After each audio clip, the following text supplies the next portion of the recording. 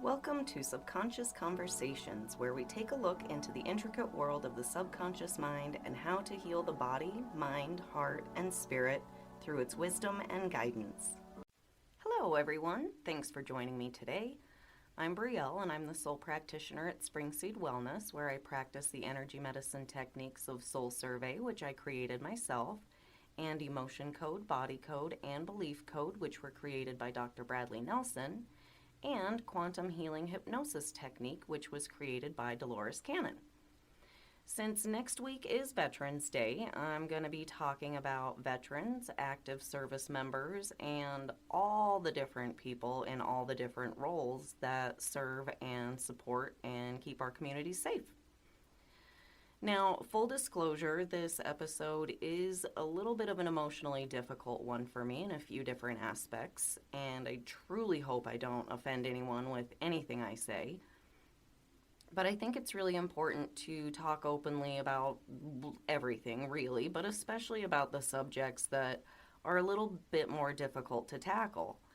I think we can't really have breakthroughs and experience change and growth if we don't face life's difficulties. And I find for myself, if I open up and talk about the things that I find a little difficult, it really helps me. So first off, I want to thank and honor all of our veterans and active service members and everyone who serves our country and our communities.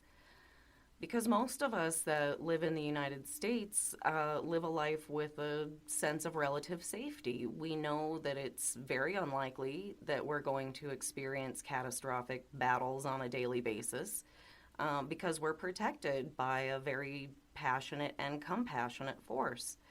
And I think that's something that a lot of people don't equate with service members is compassion. But if they don't have immense compassion for all the people in our country, they would not endure what they do for our benefit. And yes, I know there are many different reasons why people enlist in the military, and I know there are good people and bad people within the military. Just like within every aspect of life, there are good players and bad players. But generally, I believe that most people in our military personnel do care very deeply for our country. And I know many of them endure extreme hardship during their service. And I think that we need to change the way that we honor them. Now, I want to be very clear here. I do not condone war at all. Not at all. I think it's absolutely senseless for people to battle one another. But sadly, that's just the world we live in right now. Now, hopefully someday it will be a world of peace and love and camaraderie rather than the outhouse on top of the dumpster fire that we see today. But right now we don't live in a world of peace. We live in a world constructed in a way where there are preventative, reactionary, and retaliatory battles going on all the time in so many different areas of the world. Therefore, at this point in history, it's very important to have a strong protective force to defend our livelihood. And I think it's extremely important that we treat our troops and our veterans with love and compassion in return. And our government should uphold all the promises that they made to them as well. As someone who's had multiple family members who've served bravely during war times, I'm very passionate about respecting and honoring the sacrifices that they made and the horrors that they endured. And as a former employee of the VA, I'm very passionate about holding our government accountable to the promises that they made to our troops in exchange for their service. And as the widow of a veteran suicide, I'm very passionate about destigmatizing mental, emotional, and spiritual health and overcoming trauma.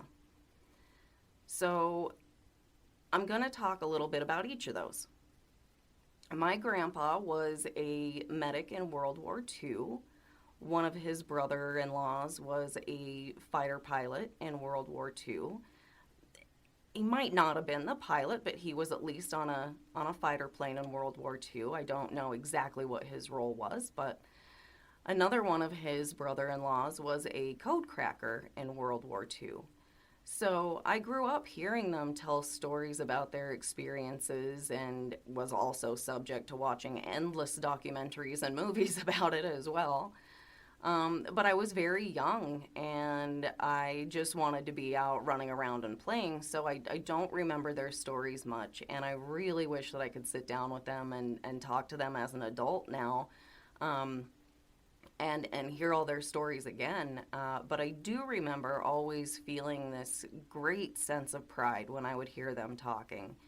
And I recently went to a family reunion, and my uncle read this beautiful poem written by my great uncle about his last flight in World War II. And it was about how his plane was being shot at and had been hit, and they were going down, and it was about how hard it was to get back to the ground safely. And that must have been such a terrifying experience, but this wonderful man turned it into such a beautiful piece of art. And I think that was his way of healing that wound. And I just thought it was so wonderful to hear that. And my uncle, who read the poem, was a jet mechanic in the Air Force for many, many years, his whole career, really. And he was deployed in various places multiple times while I was growing up. And I love my uncle, and I remember always worrying about him every time he was overseas, and I would always pray for his safe return.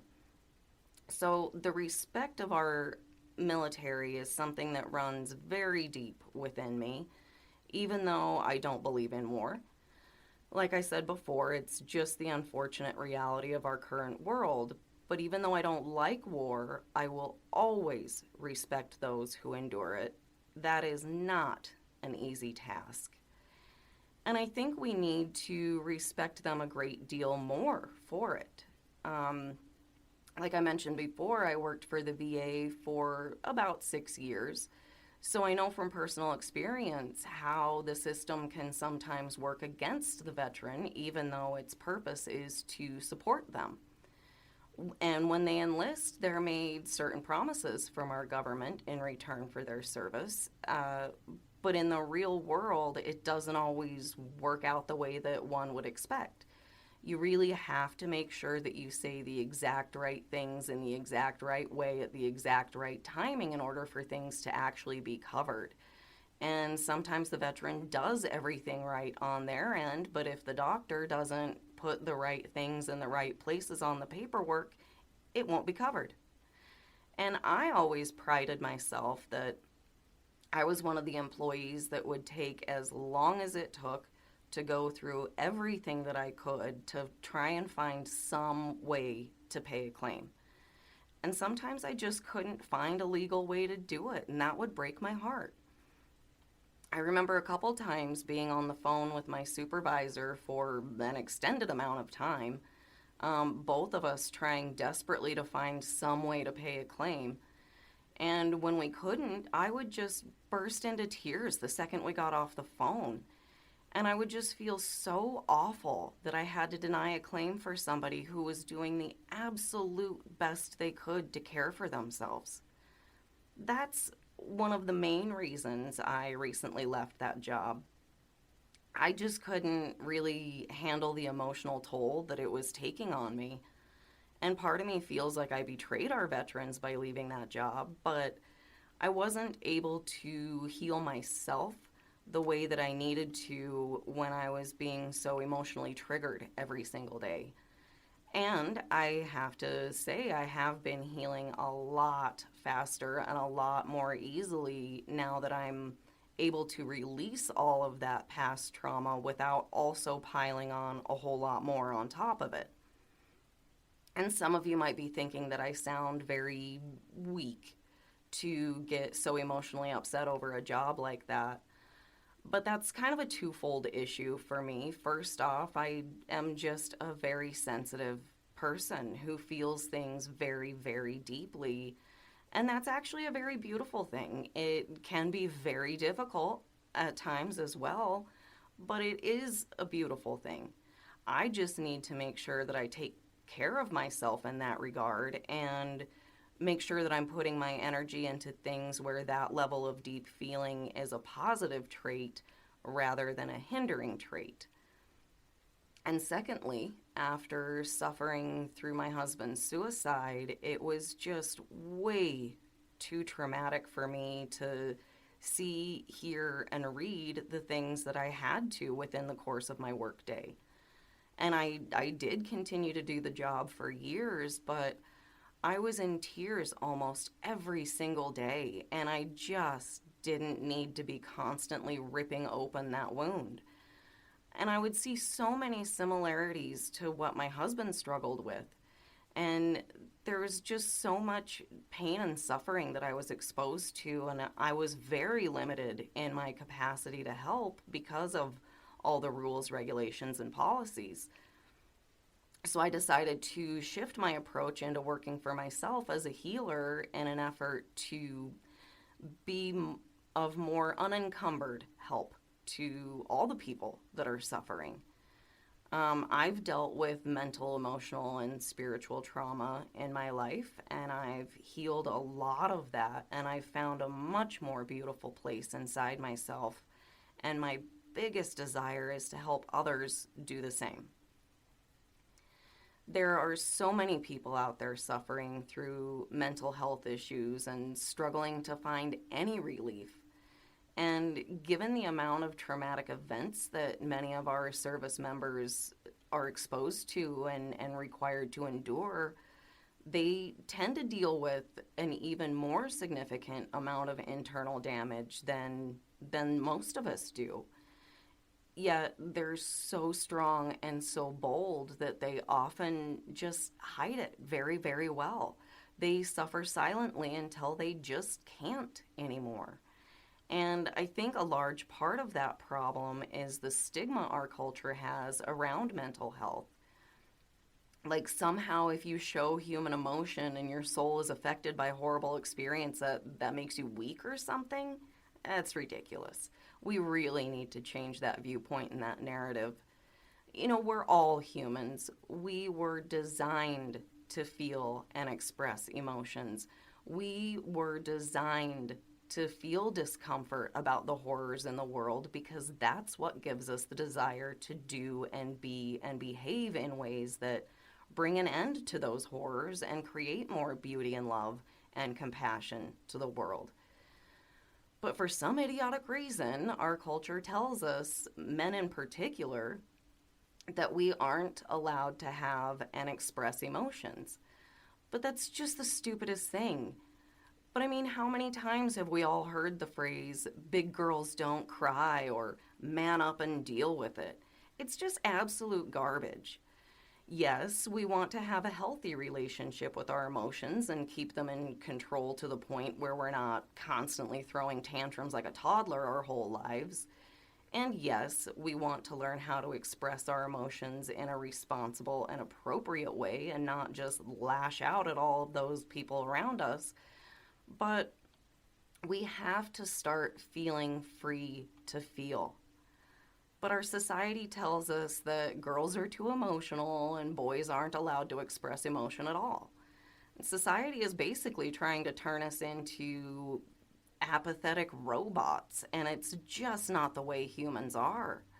But on top of that societal conditioning to be ashamed of our feelings, veterans have it even harder, in my opinion. From what I've seen and heard from multiple sources, there tends to be an even greater fear about seeking mental, emotional, spiritual care within the military community. And I think that comes from a few different things.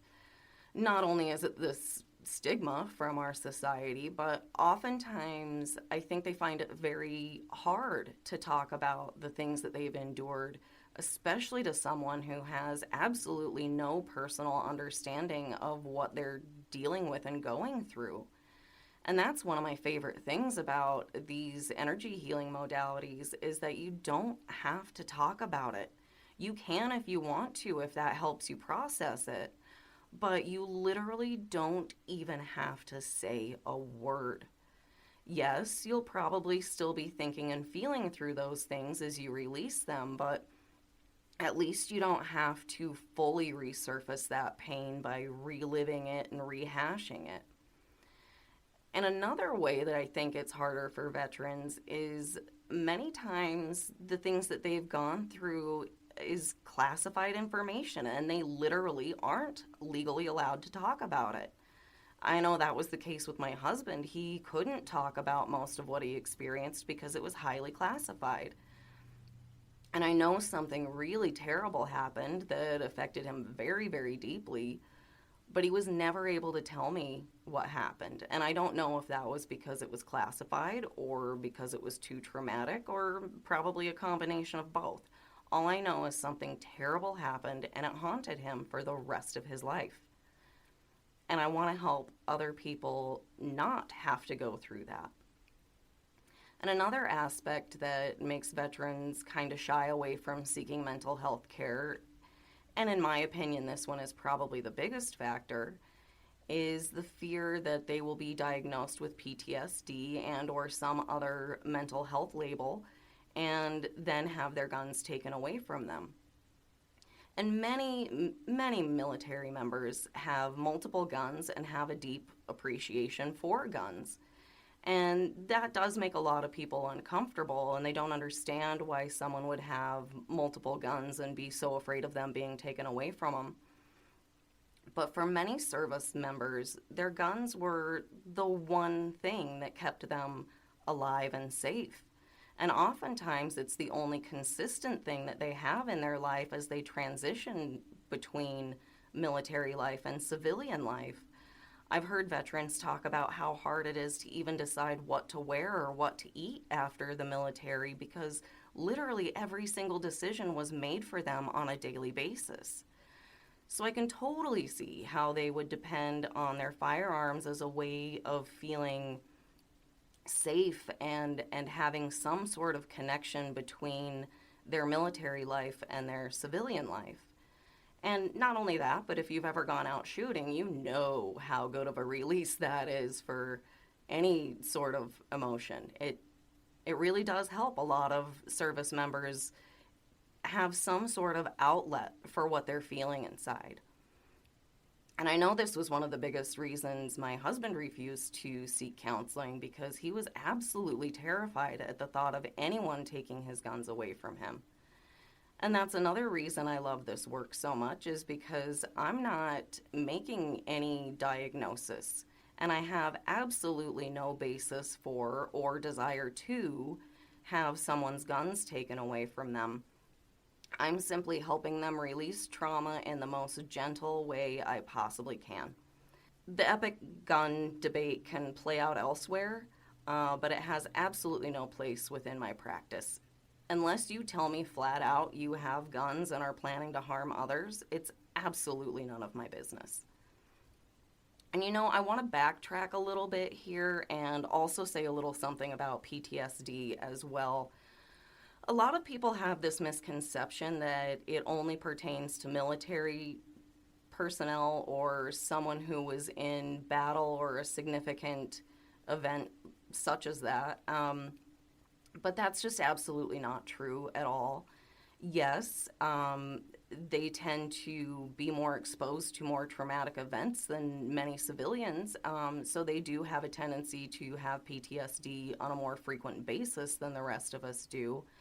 But I was diagnosed with PTSD myself from what I've experienced in life, and I know many people who have PTSD and have never been in the military or any other highly traumatic profession.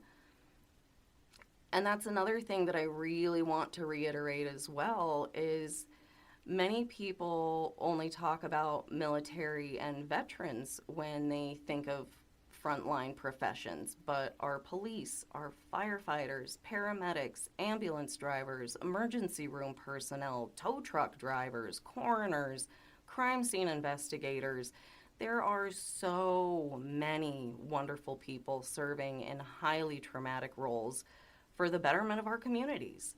And sadly, they just kind of slip through the cracks of being recognized for what they endure on a daily basis. And also their families. It must be so hard every day not knowing if your loved one is coming home or not. I can't imagine the toll that would take. And I know firsthand what it feels like to be told your spouse has passed away. That's a terrible, awful, traumatic pain. And if you've listened to me for any length of time, I'm sure you know by now that I want to help everyone heal their trauma so they can live a better life. But I really wanted to take some time in today's episode to talk about veterans and all the others I just mentioned, because I think they have a very particularly unique situation where they've suffered a greater tragedy than many of the rest of us, coupled with unique factors that leave them a little bit more apprehensive of mental health care. And I hope that everyone finds the healing that they need to live their best lives, but especially those who have served our communities and our country with such selfless bravery. So, if there are any veterans, active military, first responders of any kind, or their families out there wanting to give this kind of healing a try, use code VET to get 40% off the entire month of November.